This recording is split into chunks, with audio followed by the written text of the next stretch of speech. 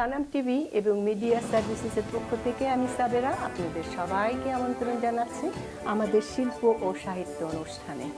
আমাদের শিল্প ও সাহিত্য অনুষ্ঠানে আমাদের মাঝে উপস্থিত আছেন কবি জহিরুল ইসলাম। কবি জহিরুল ইসলাম উনি নিউ ইয়র্কে থাকেন, উনি এখানে এসছেন। আজকে উনি আমাদের মাঝে নিয়ে এসেছেন ওনার লেখা কিছু কবিতা আবৃত্তি করবেন। আসুন আমরা শুনি ওনার লেখা কবিতা।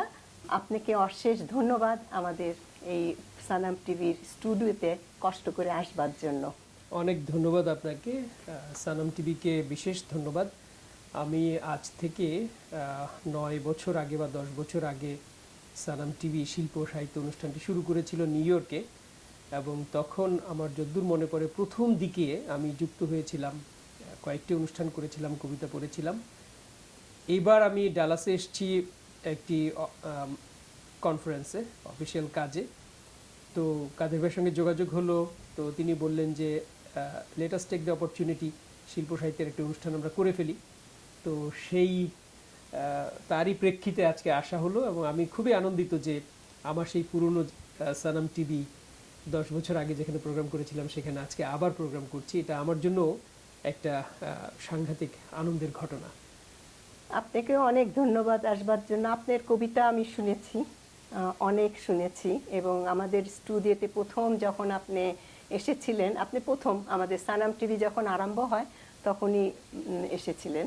তো ধন্যবাদ। দর্শকরা আপনারা উপভোগ করুন কাজী জহিরুল ইসলামের কবিতা।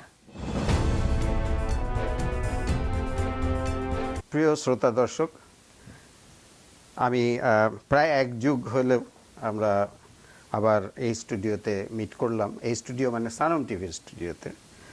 তো আমরা কবি কাজী জহিরুল ইসলামের কণ্ঠে তার লেখা কবিতা শুনব। চলুন শুরু করা যাক। অনেক ধন্যবাদ খন্দকার তৌফিক কাদের ভাই, সিইও অফ সানাম টিভি। অনেকদিন পর সানাম টিভিতে কবিতা পড়ছি, বেশ ভালো লাগছে। আমি শুরু করি। আপনারা সবাই জানেন যে আমরা বাংলাদেশ একটা বড় রকমের ঘটনা ঘটিয়েছে এই জুলাই মাসে। ছাত্র জনতার আন্দোলনের মধ্য দিয়ে স্বৈরাচারী সরকারের পতন ঘটেছে।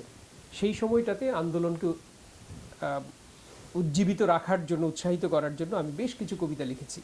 তো সেই রকম কয়েকটি কবিতা আজকে পড়ে শোনাই, এবং সময় থাকলে পরে অন্য কবিতাও পড়ব। প্রথম যে কবিতাটি পড়ছি এর শিরোনাম রক্তক্ষেকো। 24-এর এই ধূসর আকাশ, চেনো তাকে চেনো? বর্ষাকালে আকাশ থেকে আগুন ঝরে কেন? সেই আগুনে আবু সাঈদ মুগ্ধ হলো খুন, এই আগুনেই 52-তে পুড়েছে ফাল্গুন। বর্ষাকালে বৃষ্টি তো নেই, বুলেট বোমা ঝরে, যন্ত্রদানব পাখনা মেলে পাখিদের অম্বরে। অদ্ভুতুরে এমন দানব দেখতে গিয়ে ছাদে, দীপক গোপের কন্যা রিয়া পরে মরণ ফাঁদে। বৃষ্টি তো নয়, বৃষ্টি তো নয়, ভরা বর্ষাকালে আকাশ থেকে স্বৈর শাসক বুলেট বোমা ঢালে। উল্লাসে লাফ দিচ্ছে পুলিশ, দিলাম কিছু ফেলে, সেইগুলিতে প্রাণ হারালো এক পুলিশের ছেলে। নরখাদক রক্ত ছাড়া হয় কখনো খুশি, বাংলাদেশের বুক ছিঁড়ে খায় বেহায়া রাক্ষসী। এই দেশেরই আর্মি পুলিশ, এই দেশেরই ছেলে, ছেলের বুকে করছে গুলি রাস্তাঘাটে পেলে। আমরা দুভাই দিন কাটাতাম শান্ত নিরিবিলি, রক্তক্ষেকো রাক্ষসী তুই দুভাগ করে দিলি। এর পরের কবিতার শিরোনাম অত্যাচারী নগ্ন রাজা। 71-এ পাক বাহিনী খুঁজত এসে মুক্তি হায়, এবার নরঘাতক খোঁজে ছাত্র যদি পাওয়া যায়। এখন ওরা মোবাইল খুলে আন্দোলনের সূত্র খোঁজে, ছাপা হলো দৈনিকে। 71-এ লুঙ্গি খুলে খুঁজত এমন রক্তক্ষেকো পাক হানাদার সৈনিকে। বুদ্ধিজীবী নিধন করে ভেগেছিল পাকসেনা, ছাত্র মেরে ঘাতক ভাবে আর বুঝি কেউ থাকছে না। 6 থেকে 60, 600 হবে আসছে ওরা সহস্র, সত্যের এমন স্রোত ঠেকাবে, কোথায় তোমার সে অস্ত্র? ভাতের হোটেল প্রহসনে পড়ল ভেঙে সিংহাসন, কদিন টেকে আমি ডামি বিনা ভোটের নির্বাচন। রক্তে কেনা যাদের এদেশ, সেই জনতা রাজপথে, অত্যাচারী নগ্ন রাজা শূন্য হাতে আজপথে। এটা কি খুব সময় উপযোগী কবিতা বলতে হবে, এবং আপনি যে প্যারালেল টেনেছেন সেই ৭১-এর যুদ্ধের সময়কার সাথে এবং এই বর্তমান গণ আন্দোলনের, এটা লক্ষণীয় বিষয়, খুবই লক্ষণীয়। এবং আমিও চিন্তা করছিলাম, কারণ যেটা আমি ভেবে দেখেছি যে আজকাল মিডিয়াতে, সোশ্যাল মিডিয়াতে এত রকমের পোস্ট, কোনটা সত্য কোনটা মিথ্যা সেটা যাচাই করার কথা ছেড়েই দিলাম, কিন্তু সবচেয়ে যেটা কষ্ট লাগে যে মুক্তিযুদ্ধের সময় আমার বয়স ছিল ২০, so I know what we went through. কিন্তু যাদের জন্ম হয় নাই, মুক্তিযুদ্ধের অনেক পরে যাদের জন্ম, তারা যখন কিছু উক্তি করে মুক্তিযুদ্ধ নিয়ে এবং সেই সময় নিয়ে, তখন সেটা সহ্য করা একটু কষ্টকর। তবে তারা যদি মেধাবী হয়, স্টাডি করে, পড়াশোনা করে, সঠিক ইতিহাস জেনে বলে, তাহলে কোনো অসুবিধা নাই। কিন্তু সোশ্যাল মিডিয়া তো একটা ওপেন জায়গা, এখানে যে যা খুশি বলতে পারে, কাজেই সত্য মিথ্যা সবই এখানে আসে। এর মধ্যে থেকে আমাদের এটাকে আমি মনে করি যে সোশ্যাল মিডিয়াকে আমাদের একটু সহজভাবেই নিতে হবে, মানে সব কিছুকে গ্রহণ করার কোনো দরকার নাই। যেটা আমার কাছে সত্য মনে হবে, সঠিক মনে হবে, আমি সেটা গ্রহণ করব। যেটা আমার কাছে সঠিক সত্য মনে হবে না, সেটা আমি গ্রহণ করব না, কারণ এখানে তো কোনো সেন্সর নাই, যার যা খুশি তাই বলতে পারে। রাইট। আর এটা সোশ্যাল মিডিয়াতে যেটা লেখা হয় সেটা তো, যেটা বলা হয় যে বেদ বাক্য নয়, এটা বেদ বাক্য নয়, এটা বেদ বাক্য অথেন্টিক নয়, কোনো সোর্স না, ওটার উপর ভিত্তি ঠিক। করে আপনি একটা প্রবন্ধ লিখতে পারেন না। কিন্তু আপনি যে কথাটা বললেন যে মেধাবী হলে সে ঠিক ইতিহাস জেনে নেবে, কিন্তু সেই ঠিক ইতিহাসেই তো গলদ। হ্যাঁ, এইটা একটা খুব ভালো কথা বলেছেন কাদের ভাই। আমি দুইটা জিনিসের আপনার প্রশংসা করি। আপনার অবজারভেশন ইজ ভেরি শার্প। এই যে কবিতার মধ্যে এই যে দুইটা প্যারালাল বিষয়কে নিয়ে আসা, এগুলোকে লক্ষ্য করা, এটা একটা। আর দ্বিতীয় জিনিস হচ্ছে যে আমাদের বাংলাদেশের বই পুস্তকে যেসব ইতিহাস রচিত হয়েছে সেগুলোর মধ্যে যে অনেক গলদ আছে, এই অবজারভেশন আপনার ভেরি কারেক্ট। আমি কি আমার একটা শেকরের খোঁজ নামে আমি একটা বই লিখেছি, তো সেই বইটি লিখতে গিয়ে আমি প্রচুর বাংলাদেশের এই ধরেন 47 থেকে কিংবা আরও আগে থেকে, এমন অনেক আগে থেকে বাংলা ভাষার ইতিহাস, বাংলা কবিতার জন্ম, সেই সময়কাল থেকে শুরু করে এই সময় পর্যন্ত ভাষার বিবর্তনটি কীভাবে হলো, হিস্ট্রিগুলো পড়তে গিয়েছি। পড়তে গিয়ে এত কন্ট্রাডিক্টরি ইনফরমেশন পেয়েছি যে কোনটা সত্য কনফিউজড হয়ে যায়। অনেকগুলা বই পড়ে তারপরে আমার বিবেক বিবেচনা অ্যাপ্লাই করে আমাকে ধরে নিতে হয়েছে যে এইটা ঠিক, এবং সেইটার উপর ভিত্তি করে কাজগুলো আমি করেছি। যতটা সম্ভব আমার বিবেক বিবেচনা অনুযায়ী সত্যের কাছাকাছি থাকার চেষ্টা করেছি। তারপর আমি নিশ্চিত না যে আমি আসলে সত্যটা দিতে পেরেছি কিনা। এটা একটা বড় সমস্যা আমাদের, বিরাট, এটা সত্যি অনেক বড় সমস্যা। কিন্তু আমার মনে হয় যে সেই বিভীষিকাময় সময় আমরা পেরিয়ে আসতে পেরেছি হয়তো, বাট সময়ই কথা বলবে, সময়ে কথা বলবে। কিন্তু যে জিনিসটা আমাদের খুব বিশেষভাবে লক্ষ্য রাখা দরকার আমি মনে করি, যে সঠিক ইতিহাসটা তুলে ধরাটা অত্যন্ত প্রয়োজন আমাদের ভবিষ্যতের জন্য। হ্যাঁ, একটা রাষ্ট্র যদি দুর্বৃত্তরা শাসন করে তখন আপনি কার কাছে যাবেন? ধরো একটা রাষ্ট্র যদি সৎ মানুষেরা শাসন করে, তখন আমরা নির্ভর করতে পারি রাষ্ট্র যেগুলোকে বলে দিবে যে এইটা অথেন্টিক হিস্ট্রি, এগুলো তোমরা পড়ো, আমরা বিশ্বাস করে সেগুলো পড়তে পারি। কিন্তু দুর্বৃত্তরা যখন রাষ্ট্র শাসন করে, তারা যেটা বলে সেটাকেও বিশ্বাস করা যায় না, তাহলে আমরা কার কাছে যাবো? অথরিটিটা কে? এটা একটা বড় প্রশ্ন। আমরা আশা করছি, আপনি যে আশাবাদ ব্যক্ত করেছেন আমিও সেই আশাবাদ ব্যক্ত করি। আশা করছি যে সেই দুর্বৃত্তায়নের যুগের অবসান ঘটেছে। এখন ভালো মানুষেরা, মেধাবী মানুষেরা রাষ্ট্র শাসন করবে, এবং তারা আমাদের বলে দেবেন যে কোনটা ভালো বই, কোনটা সঠিক ইতিহাস, সেগুলো আমরা পড়ব এবং আমাদের পরের প্রজন্ম পড়বে সেটা।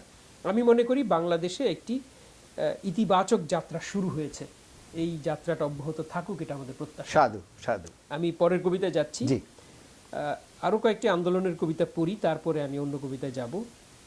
এবারের কবিতার শিরোনাম এখনই সময়। এই কবিতাটা 30শে জুলাই লিখেছি, আগেরগুলো আরেকটু আগের। পুলিশ করেছে পুলিশের ছেলে খুন, দাউ দাউ জলে বাংলাদেশে বিদ্রোহের এ আগুন। তরতাজা প্রাণ বিদ্যালয়ের শিশু, ক্রুশো কাঠে নয় বুলেট বিদ্ধ যিশু। লুটেরা শাসক করছে লুটতরাজ, যিশুদের গান নতুন আকাশে সূর্য উঠেছে আজ। আর নয় লুট খুন ধর্ষণ মিথ্যার জঞ্জাল, বুকের রক্তে রাঙা রাজপথ আকাশে আকাশে লাল। লালের ঝান্ডা উড্ডীন আজ, রাজপথে বিপ্লব। মিথ্যে দেমাগ অহমিকা যত ভেঙে চুরে দেব সব। এসো ভাই বোন ছাত্র জনতা পেশাজীবী গুরুজন, লাল সবুজের পতাকার নিচে দৃঢ় হোক বন্ধন। এ সময় যদি চুপ করে থাকো তুমি, পক্ষ নেব না এই কথা বলে চালাও গোয়ার তুমি।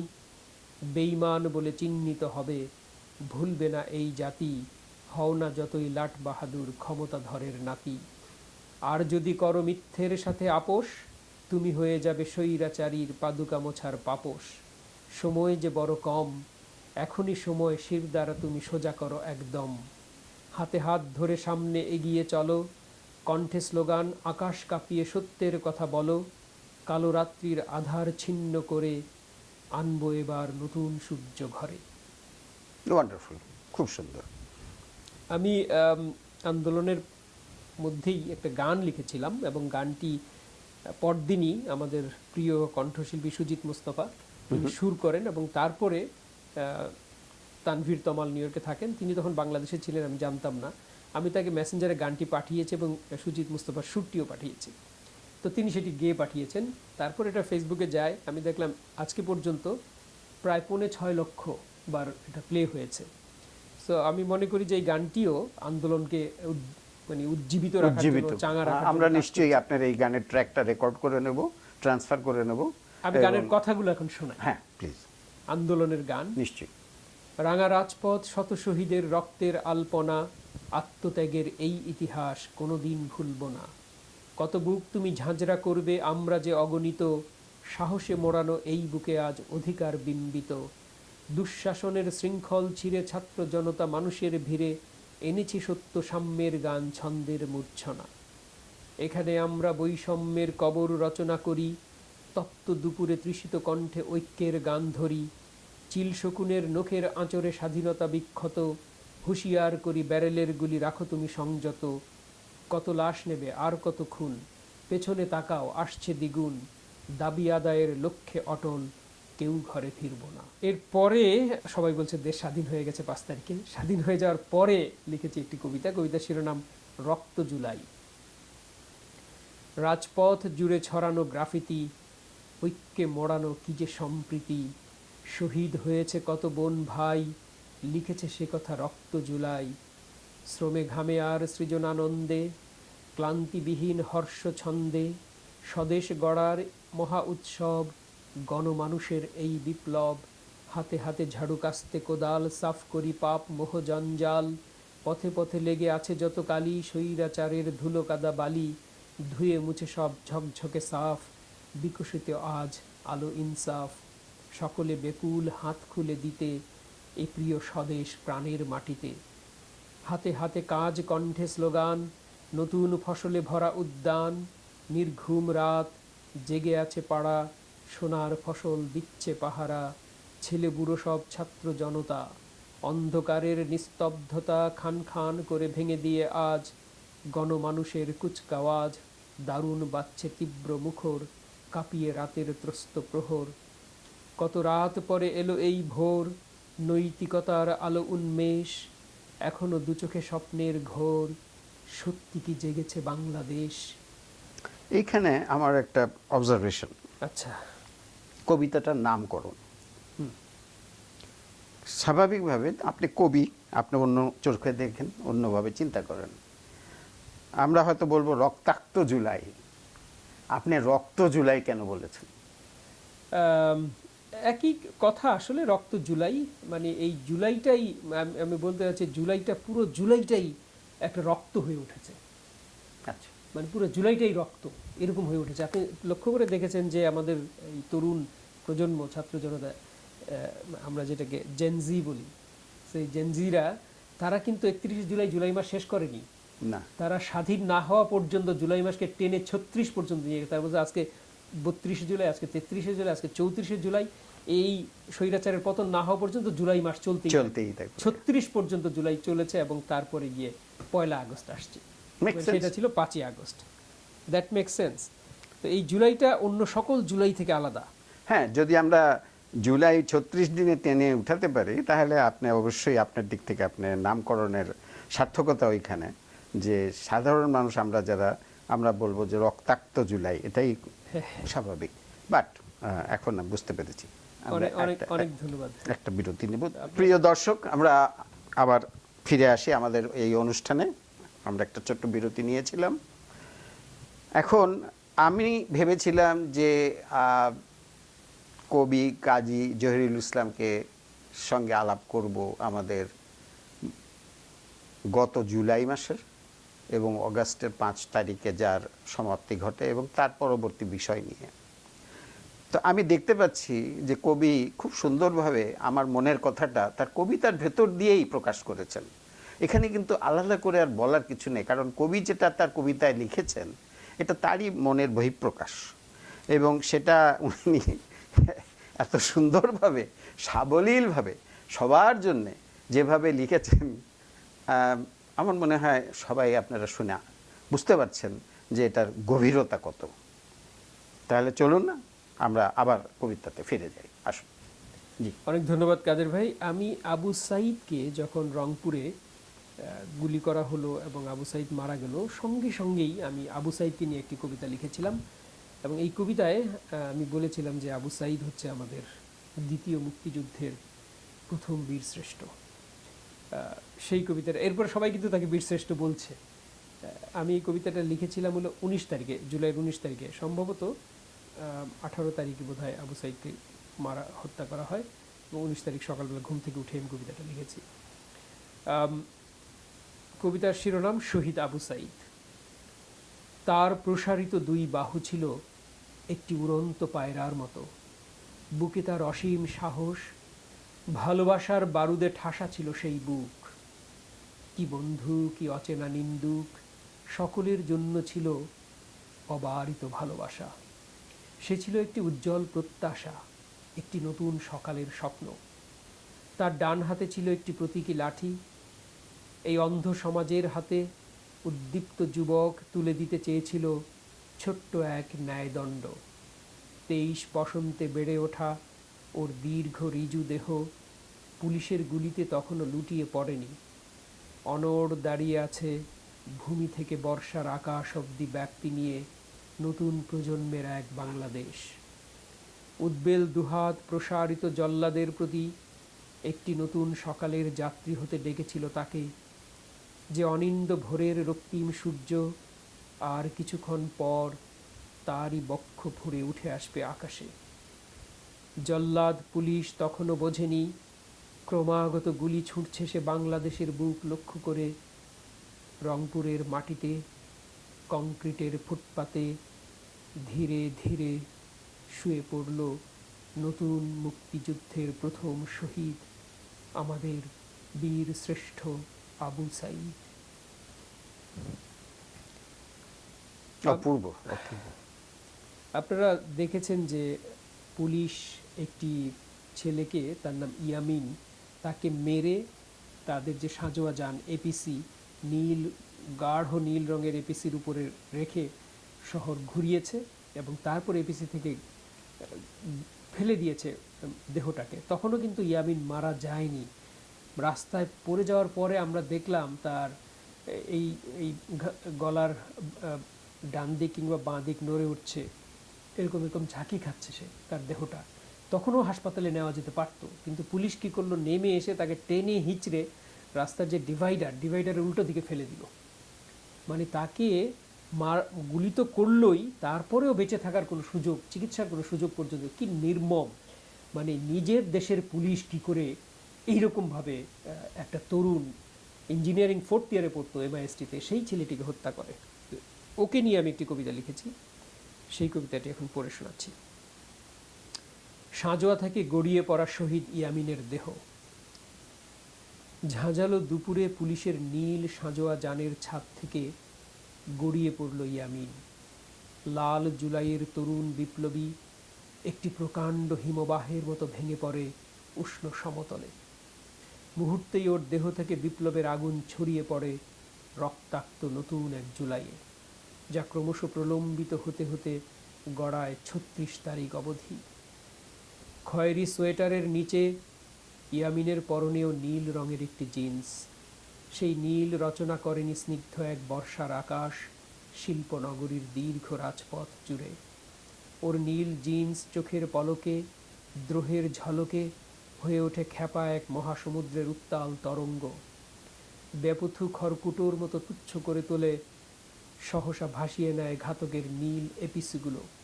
তখনও স্পন্দন ছিল, আব্বার শুভ্র পাঞ্জাবির মতো স্নিগ্ধ এক স্বদেশের স্বপ্ন কেঁপে কেঁপে উঠছিল ওর গ্রীবার বাঁ দিকে।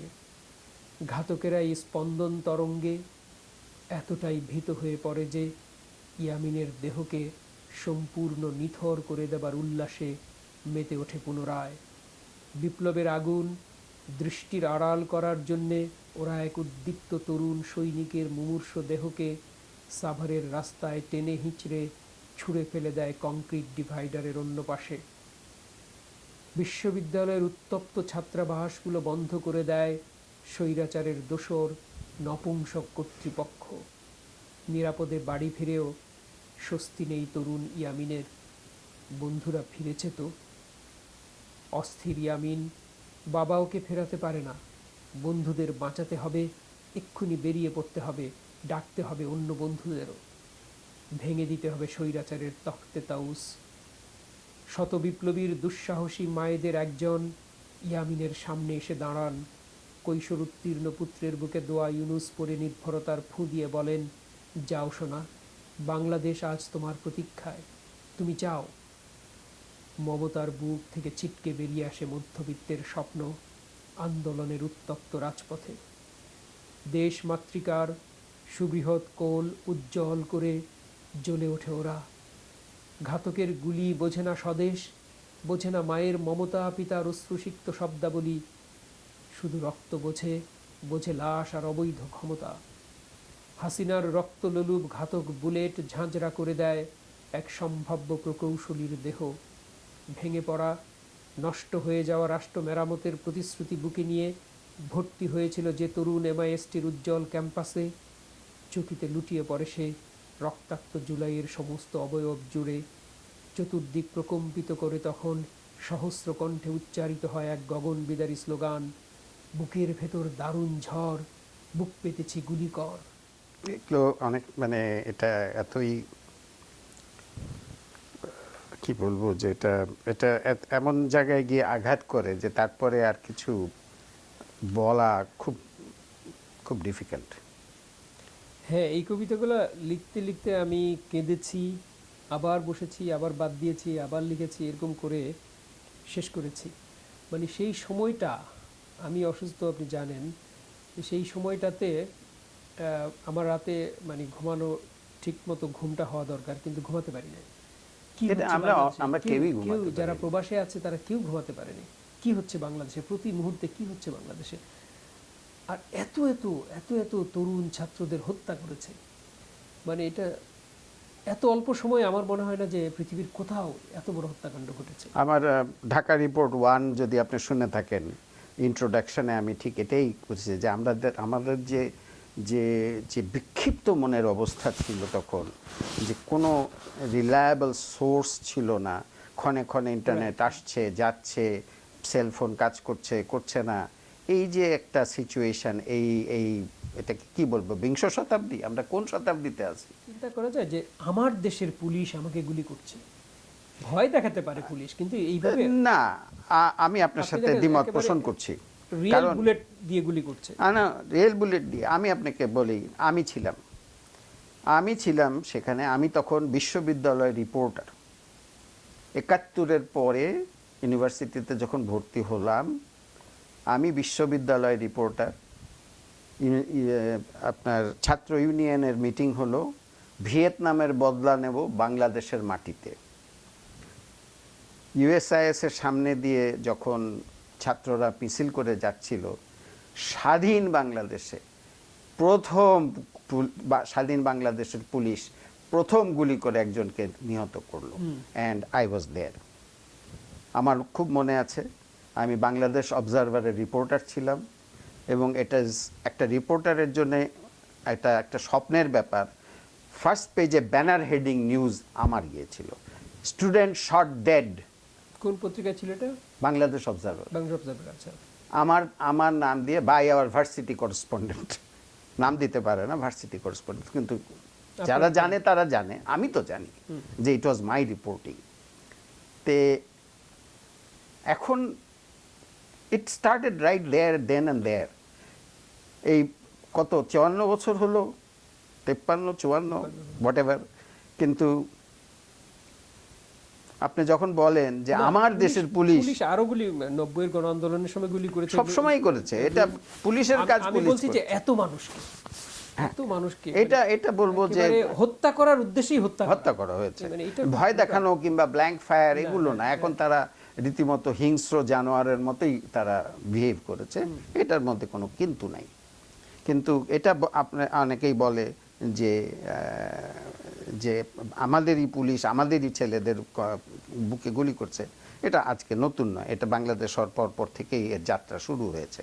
কিন্তু যেটা লক্ষণীয় সেটা হলো যে সবাই বিশ্বাস করেছিল যে যখন সেনাবাহিনীকে তলব করা হলো, সেনাবাহিনী এই কাজ করবে না, তারা দেশের মানুষের বুকে গুলি করবে না, এবং সেই বিশ্বাসটা তারা রেখেছে। এটাই আসার কথা। আমি কিন্তু সব সময় বলি যে আমাদের মানে ভরসার শেষ আশ্রয়স্থল হচ্ছে আমাদের সেনাবাহিনী। তো সেই জনগণের, বাংলাদেশের মানুষের সেই প্রত্যাশাটা তারা পূরণ করেছে, বিশ্বাসটা ভঙ্গ করেন। এইটা হচ্ছে একটা বড় ইতিবাচক ঘটনা ঘটেছে, এবং আমি আশা করব সব সময় বাংলাদেশ সেনাবাহিনী এই কাজটি করবে। এটা আমাদের প্রত্যাশা। একটা ভরসার জায়গা তো লাগবে। ক্ষণে ক্ষণেই আমরা দেখি, মাঝে মাঝেই দেখি, এই 54 বছর 53 বছরে বাংলাদেশে প্রায়ই সরকার মানুষ থেকে, গণমানুষের কাছ থেকে বিচ্ছিন্ন হয়ে গেছে। তখন তো আমরা কোনো এক জায়গায় যেতে হবে, একটা ভরসার জায়গা লাগবে। সবার উপরে মানুষ সত্য, তাহার উপরে নাই। বরুচণ্ডী দাস সেই বহু আগে বলে গেছেন, মানে 14 শতকে 15 শতকে। চলুন আমাদের পরবর্তী আমি এবার অন্য ধরনের একটু কবিতা পড়ি। অনেকগুলো এই আন্দোলনের কবিতা পড়লাম, আমার কাছে আরো আছে আন্দোলনের কবিতা, আর পড়ছি না আমি, আসলে ভারাক্রান্ত হয়ে যাচ্ছি। হ্যাঁ, না, আমার মনে হয় আপনি ঠিক বলেছেন। এখন আমরা একটু অন্যদিকে যাই। আপনার তো কবিতা সব রকমেরই হয়, কাজে আমরা একটু লাইটার সাইডে যাই। আমরা সবসময় বলি যে বিপ্লব আর প্রেম একটা সমান্তরাল রেখায় চলে। যখন বিপ্লবীরা নিজের জীবন উৎসর্গ করে বিপ্লবে ঝাঁপিয়ে পড়ে, তারা কিন্তু প্রেমেও উদ্বুদ্ধ হয়। সেই প্রেমটা হচ্ছে দেশের প্রতি প্রেম। তার বুকের মধ্যে যখন তীব্র প্রেম থাকে, তখনই কেবল সে বিপ্লবী হয়ে উঠতে পারে।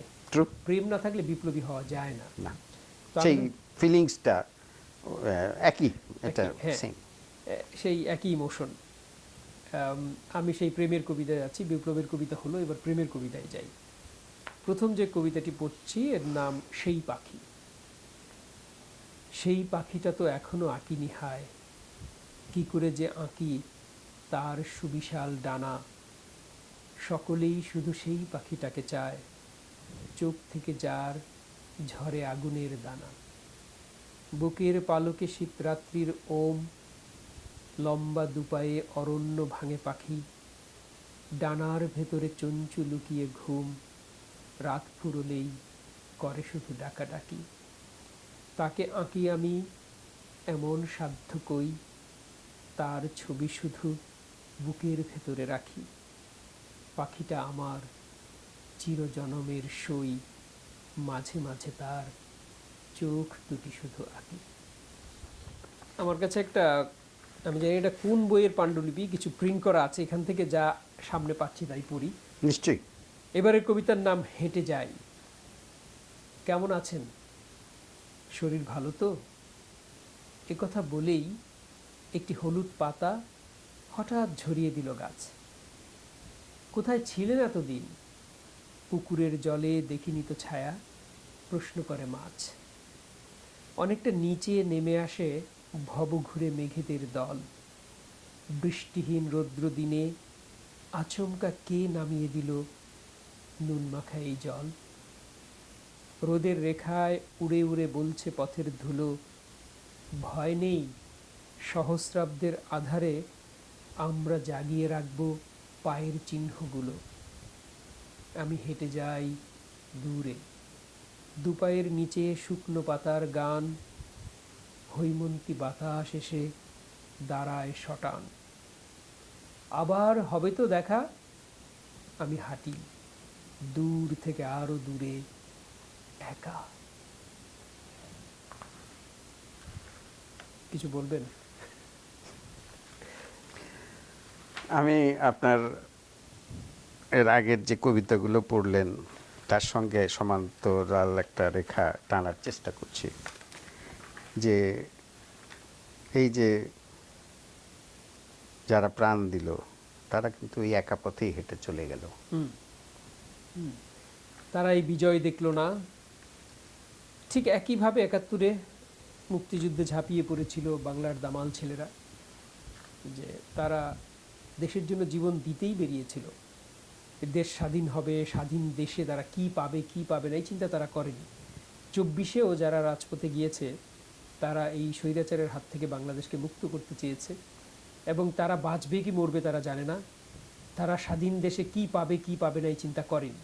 আজকেও দেখেন অনেকে নানান রকম, এই যে আপনি সোশ্যাল মিডিয়ার কথা বললেন না, আনসেন্সর্ড মিডিয়া, যার যা খুশি লেখে যা খুশি বলে। অনেকে বলছে যে আমরা সবাই আন্দোলন করলাম, ছাত্ররা, মানে অনেক ছাত্র আন্দোলন করলো, ছাত্ররা বলে না কিন্তু এটা অন্যরা বলে, যে অনেক ছাত্র মিলে আন্দোলন করলো, দুজন উপদেষ্টা হলো বা মন্ত্রী হলো, তারা তাদের মানে ফল ভোগ করতেছে। তারা, আমি মনে করি না যে তারা ফল ভোগ করার জন্য সেই জায়গাটিতে গিয়েছে। আমি তাদের উপর আমার পূর্ণ আস্থা আছে, বিশ্বাস আছে। তারা সত্যি সত্যি এই দেশটিকে বৈষম্যহীন একটি বাংলাদেশ হিসেবে গড়ার জন্যই ওই জায়গায় বসেছে। আপনি দেখবেন যে আমাদের এই যে ২১ জন উপদেষ্টা, প্রধান উপদেষ্টা সহ, আমি জানি না পরে অন্যরা ঘোষণা করেছে কিনা, এই ২ তরুণ প্রথম ঘোষণা করেছে বন্যার সময় যে আমাদের প্রথম মাসের বেতন আমরা ত্রাণ তহবিলে দান করে দেব।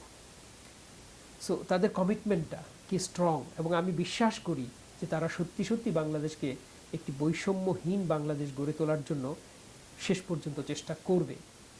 এবং তাদের প্রতি আমি কিছুটা সতর্ক বাণীও উচ্চারণ করতে চাই যে ক্ষমতা চিরকালের নয়। তোমরা আজকে মন্ত্রী হয়েছ, এই সরকারের আয়ু কতদিন? বড়জোর ২ বছর ৩ বছর, এর বেশি একটি অনির্বাচিত সরকারের জনপ্রিয়তা থাকবে না। এমনি মানে রাষ্ট্র সংস্কার করে একটি নির্বাচন দিয়ে গণতান্ত্রিক সরকারের হাতে আলটিমেটলি ক্ষমতা হস্তান্তর করতে হবে। এটি করতে গড়িমসি করলে এই সরকারের বিরুদ্ধে আবার মানুষ আন্দোলনে নামবে, কিন্তু সেই জায়গাটিতে যেন যেতে না হয়। তো এই সরকার যখন চলে যাবে, তোমরা আবার সাধারণ মানুষ হয়ে যাবে, তোমরা মন্ত্রী থাকবে না। কিন্তু যদি ভালো কাজ করে যাও সারা জীবন সম্মান পাবে, আর যদি ভালো কাজ না করতে পারো তাহলে সবাই তোমাদেরকে, অন্যদের যেভাবে অন্যদেরকে তিরস্কার করছে, বিশ্বাসঘাতক বলছে, তোমাদেরকে তাই বলবে। কাজে আমি বলবো যে যে সম্মান তোমরা অর্জন করেছো, এই সম্মানকে কিছুতেই ক্ষুণ্ণ হতে দিও না। True, right. তো আমি আবার কবিতায় যাচ্ছি। ফুলদানি কবিতার নাম। মাথাটিকে আমি ফুলদানি করে রাখি, ফুলের বদলে ষোড়শী বাড়ালো ঠোঁট, বিকেলের রোদে লজ্জায় মুখ ঢাকি, মাথা ঠিকই আছে, হৃদয়ে লেগেছে চোট, পুষ্পদানিতে ছাই ঝাড়ে মূর্খেরা, অগ্নি সমেত সিগারেট ছোড়ে কেউ, সে কি পাখিগৃহ ভবঘুরেদের ফেরা, নাকি সাগরের উথাল পাতাল ঢেউ। মেয়েটি আমাকে ঠোঁটের বাগানে ডাকে, কি ফুল চাইছ ঠোঁট দিয়ে নাও তুলে, আমি কি তাহলে পড়েছি দুর্বিপাকে, অন্য দোকানে এসেছি কি পথ ভুলে। শুধু ফুল চাই সাজাবো ফুলদানিতে, অন্য কিছুর পসরা নিতে তো আসিনি, ফুলের দোকানে এসেছি পুষ্প নিতে, অন্য কোনো সওদাকে ভালোবাসিনি। মেয়েটি তখন ফোটালো গুচ্ছ ফুল, গোলাপ, বকুল, রজনীগন্ধা, জুঁই। আমি কি তাহলে দেখেছি সকলই ভুল, ষোড়শীর ঠোঁটি পুষ্প চাষের ভুঁই। ভেরি রোমান্টিক কবিতা। ভেরি রোমান্টিক, খুবই রোমান্টিক। এর পরের কবিতা, গাছ হও। গাছ হও, দুঃখের বৃষ্টিতে ভিজে অধিক সতেজ হবে। হিংসার রোদ্দুর থেকে তুলে নাও শক্তি, পরিপুষ্ট হবে বুকের সুমিষ্ট ফল। পাতারা উল্লাসে করতালি দেবে, ছায়া দেবে ভবঘুরেদের। প্রকৃতপক্ষে ওরাই পৃথিবীর প্রধান প্রেমিক। পাখিদের প্রেমে পড়ো না কখনো, ওরা ফল খেতে আসে সুবিধার ঋতু পেলে। দেহের ফাটল খুলে প্রমত্ত ঝড়ের রাতে দিয়েছ আশ্রয় চেনা অচেনা গোত্রের পাখিদের। এর প্রতিদান চেও না কখনো, পাখিরা যেতেই আসে। তোমার বুকের ফল ঠিক ঠিক ডেকে আনবে নতুন পাখি। বৃক্ষের মায়াবী ডাল স্থায়ী গৃহ নয়, পরিযায়ী বিহঙ্গের। ছায়া পোহানো ফুরলে ফুল পাতা ছিঁড়ে নেবে পথচারী। কেউ কেউ অকারণে ভেঙে দেবে ডাল। কষ্ট পাও, ক্ষতি নেই, কিন্তু ভেঙে পড়ো না নিষ্ঠুর পথচারীদের পায়ের উপর কোনো দিন। মাথা উঁচু করে দাঁড়িয়ে থাকো হে বৃক্ষ, হাসো খলবল করে দক্ষিণা বাতাসে। এই কবিতাটা আপনার কোন সালে লেখা? এই কবিতাটা 25শে জুন 2021। আচ্ছা, আমার মনে হয় এটা আমি ফেসবুকে মানে আপনার হ্যাঁ, আমি হয়তো অন্য কোনো অনুষ্ঠানে হ্যাঁ পড়েছি। হ্যাঁ হ্যাঁ, কারণ এই গাছ হওয়ার নামটা আমাকে খুব স্ট্রাইক করেছে। গাছ হও নামের আমার একটা বই আছে, বই আছে, রাইট রাইট রাইট। সেই কারণে। আচ্ছা কাদের ভাই, আরেকটা কবিতা পড়ে শেষ করি, হ্যাঁ, আর লম্বা নিশ্চয়ই। না করি না, না, নিশ্চয়ই, আমরা। জি। আচ্ছা, এবার যে কবিতাটি পড়ছি সেটা তো ছিল গাছ আর পাখি, এখানেও সেই রকম ব্যাপারই আসবে। এই কবিতার শিরোনামই পাখি।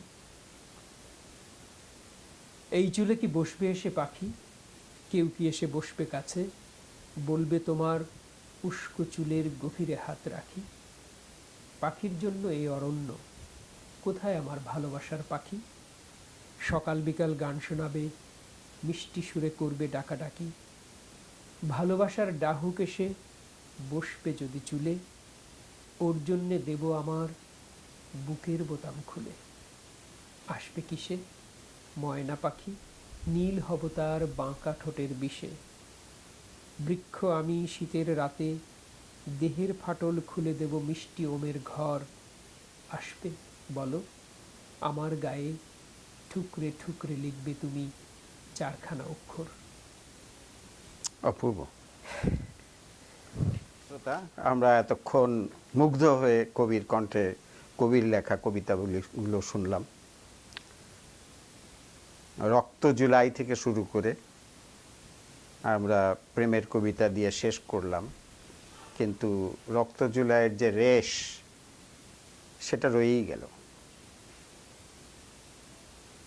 তবে আমরা আবার কবির সাথে বসবো, খুব শিগগিরই না হোক, আশা রাখি কোনো দিন এর মধ্যে বসবো। তো আজকের আড্ডা আমরা এখানেই শেষ করছি। আপনাকে অনেক ধন্যবাদ আমাদের স্টুডিওতে আসার জন্যে। আমরা আগামীতে আপনাকে আবার আমন্ত্রণ জানিয়ে রাখলাম। অনেক ধন্যবাদ কাদের ভাই। ডালাসে এসে শুধু তো কাঠখোট্টা দাপ্তরিক কাজই করছিলাম, তো আজকে এই সানম টিভির শিল্প সাহিত্য অনুষ্ঠানে এসে কবিতা পড়ে বেশ ভালো লাগছে। আমি তো আসলে মূলত কবিতাই লিখি, লেখালেখি করি, লেখার মধ্যেই থাকতে চাই।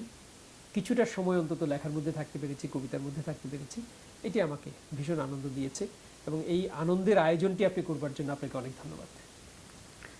প্রায় এক যুগ হলো আমি আপনার সঙ্গে পরিচয় হয়েছে, এবং আপনার এই কবিতার একজন কি বলবো, আমি গুণমুগ্ধ। এই তো পেয়ে গেছেন। হ্যাঁ, আমি গুণমুগ্ধ। সো সেই জন্যে কিছু কিছু কবিতা, সব কবিতা এরকম একটানা শোনা যায় না। উইথ অল ডিউ রেসপেক্ট, সবাই লেখা তো একরকম হয় না। তো আপনারটা শুনে আমি কোনো সময় টায়ার্ড ফিল করি না। I think it's very rejuvenating, specially এটা আমার জন্য অনেক বড় পাওয়া। স্পেশালি যখন বর্তমান অবস্থা নিয়ে যেভাবে আপনি করেছেন। তো আমরা প্রিয় দর্শক, আমরা কবির লেখা গান দিয়ে আজকের অনুষ্ঠানটা শেষ করব। আমরা এখন ওনার গানে চলে যাব। আমরা এখানে বিদায় নিচ্ছি। আপনাকে আবারও ধন্যবাদ। আমাদের পরবর্তী আড্ডাতে আপনার আমন্ত্রণ।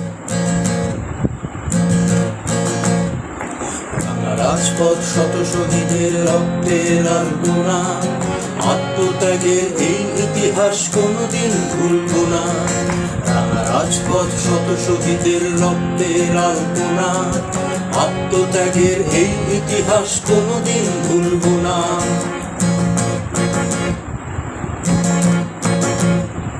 কত বুক তুমি ঝাঁঝরা করবে, আমরা যে অগণিত, সাহসে মোড়ানো এই বুকে আজ অধিকার বিম্বিত। কত বুক তুমি ঝাঁঝরা করবে, আমরা যে অগণিত, সাহসে মোড়ানো এই বুকে আজ অধিকার বিম্বিত। দুঃশাসনের শৃঙ্খল চিরে ছাত্র জনতা মানুষের ভিড়ে এনেছি সত্য সাম্যের গান, ছন্দের মূর্ছনা। দুঃশাসনের শৃঙ্খল চিরে ছাত্র জনতা মানুষের ভিড়ে এনেছি সত্য সাম্যের গান, ছন্দের মূর্ছনা।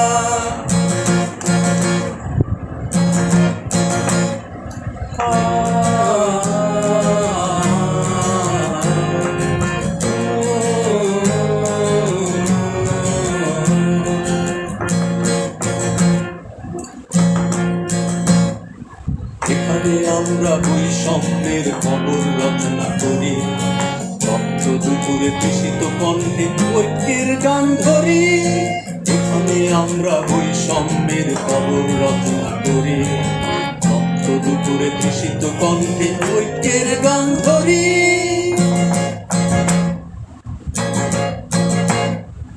চিল শকুনের নখের আঁচড়ে স্বাধীনতা বিক্ষত, হুঁশিয়ার করি ব্যারেলের গুলি রাখো তুমি সংযত। চিল শকুনের নখের আঁচড়ে স্বাধীনতা বিক্ষত, হুঁশিয়ার করি ব্যারেলের গুলি রাখো তুমি সংযত।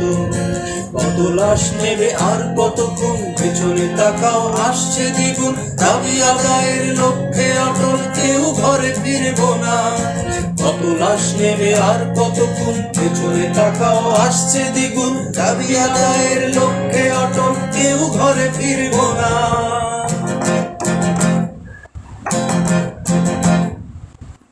রাজপথ শত শহীদের রক্তের আলপনা, আত্মত্যাগের এই ইতিহাস কোনোদিন ভুলব না। রাজপথ শত শহীদের রক্তের আলপনা, আত্মত্যাগের এই ইতিহাস কোনোদিন ভুলব না।